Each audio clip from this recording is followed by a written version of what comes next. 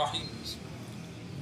حضرت سعد بن ابی وقاص رضی اللہ تعالی عنہ روایت کرتے ہیں کہ فتح مکہ والے سال میں بیمار ہوا اور موت کے کنارے تک پہنچ گیا۔ سرکار دو عالم صلی اللہ علیہ وسلم میری عیادت کے لیے تشریف لائے تو میں نے عرض کی، یا رسول اللہ صلی اللہ علیہ وسلم، میرے پاس مال زیادہ ہے اور میری ایک ہی بیٹی ہے، میرا کوئی وارث نہیں، تو کیا میں سارے مال کی وصیت کر دوں؟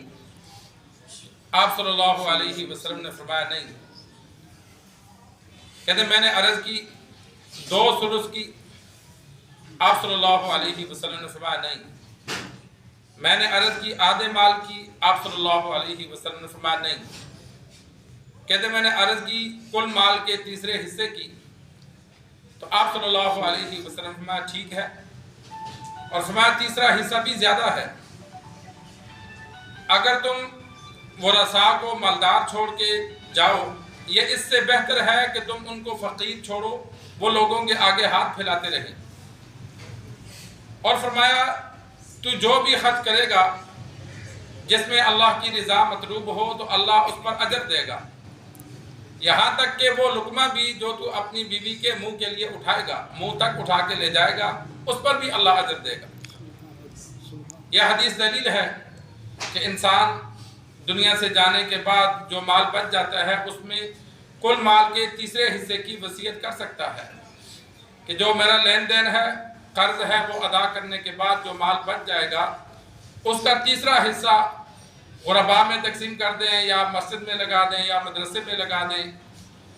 میری نمازیں روزے جو رہ گئے ان کا بطور فدیہ کے اس کو ضرورت مندوں میں تقسیم کر دیں، یا میری جانب سے کسی کو حج کروا دینا، زیادہ مالدار ہے تو یہ بھی وصیت کر سکتا ہے۔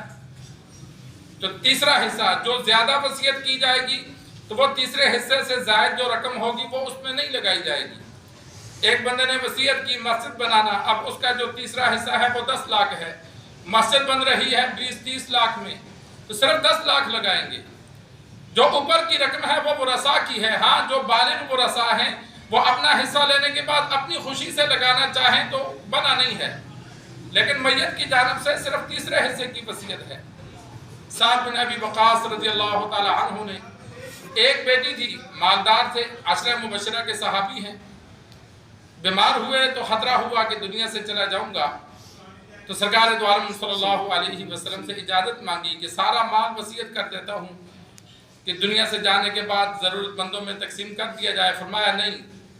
فرمایا 2 ثلث، 2 حصے تقسیم ہوں، ایک فرمایا نہیں، آدھا نہیں، فرمایا تیسرا حصہ ہاں، فرمایا چلو اتنا کر لو لیکن یہ بھی زیادہ ہے۔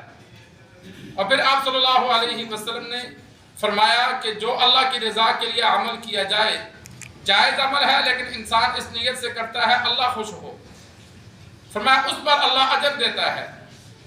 بیوی بچوں کا خرچہ اٹھانا انسان پر واجب ہے تو انسان اس نیت سے کماتا ہے کہ اللہ کا حکم ہے میں بیوی بچوں کا، والدین کا خرچہ پورا کروں، تو یہ کمانے پر بھی اللہ ثواب دیتا ہے۔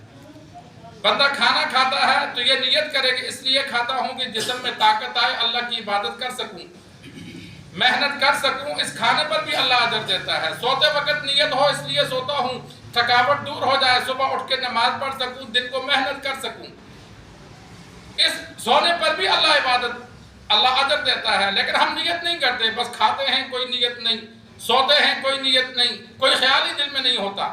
فرمایا جس میں اللہ کی رضا کی نیت بندہ رکھے اللہ اجر دیتا ہے۔